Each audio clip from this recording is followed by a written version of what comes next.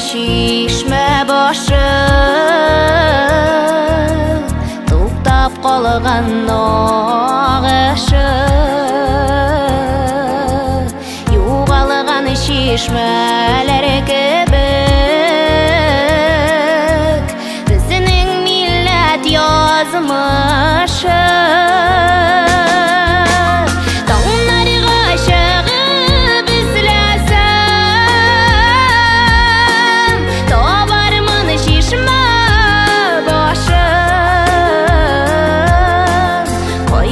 Bizning şişme diye Soyridir benim sana duaşım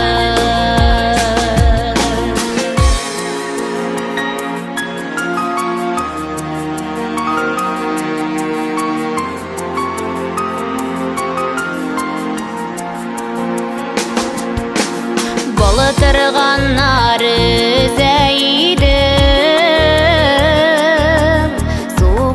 yanında doluqda Yolsuz jirlerde odaşdım Soqmaq izlab bordiqda Dağlar aşığı bizlesem Doğarman şişme başı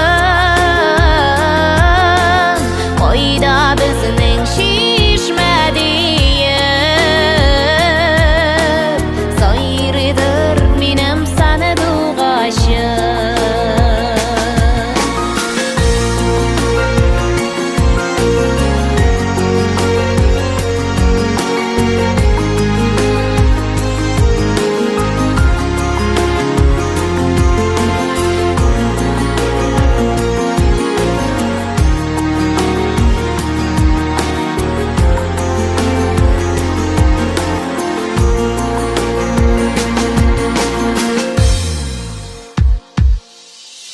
Tobar idim şişme başın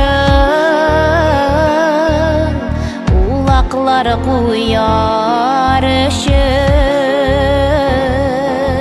Şu şişme bu yana kilip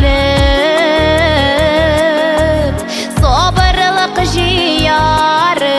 işin